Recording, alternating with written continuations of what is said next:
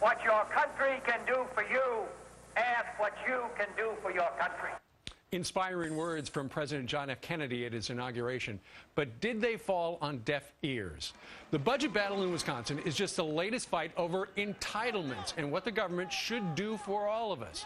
So have we become a nation of spoiled brats? Well, for a fair and balanced debate, columnist and Fox News contributor Andrea Tantaros, screened left oddly, and Democrat strategist David Mercer. He joins us from our nation's capital. Good morning to both of you. Good morning. Good morning, Steve. Good morning, Andrea. Andrea, we've become a nation where we feel like we're entitled to stuff. And, you know, for people who have worked their whole lives for Social Security and stuff like that, I get that. That was part of the deal. But now when you look at the public pensions and stuff like that, this has just gotten out of hand, hasn't it? Yeah, it has, and people are addicted to government handouts. But when Social Security started and Medicare started, it was designed to be very, very modest entitlements, never this massive bloated monstrosities that we see today. And so now government has just been giving and giving more, both sides of the aisle, mostly the left.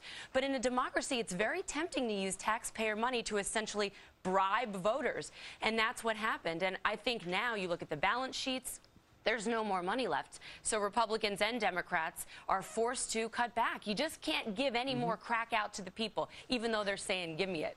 The crack is cash. And David, one of the things that bothers people is that the average taxpayer is paying for a wage and benefits that dwarf their own, what they're taking home, when you're talking about people at the federal and the state level. Steve, let's make the point that public employees, on average, state and local, earn, with benefits, wages, all of total compensation, 7% less than their counterparts. So let's get rid of that issue. Secondly, with regard to the Kennedy... Wait a minute, David, you're saying that the people on the public who draw a public paycheck make less than people in the private industry?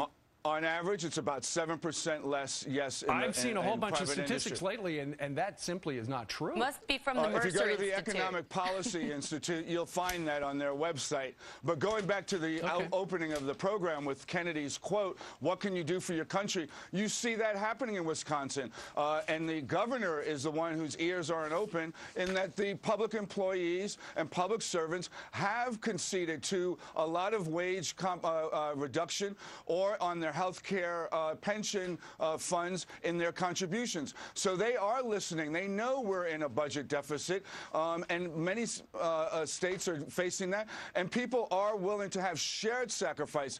But you don't have shared sacrifice when you put the burden on the backs of working American families and you're giving away tax cuts at the same time. At the federal level, we have a president who doesn't want to just expand entitlements. He's already done it. He created an entirely new entitlement with Obamacare, and Pelosi and Reid, they just want to keep giving out unemployment benefits. So they're perpetuating this gimme culture by giving away taxpayer money that we don't have, that we have to borrow from the Chinese, to the voters, essentially to bribe them. David, 15-second rebuttal. Well, look, I think that we're in an era where we all have to look at shared sacrifice, and we're going to get there going into the March budget battles to, deal with the debt ceiling. And I think we're going to come out in being unified in doing so. Hope so. David Mercer and Andrea Tantaros. Spirited debate. We thank you both for joining us live. Thank you. All right. Pleasure. Thank you.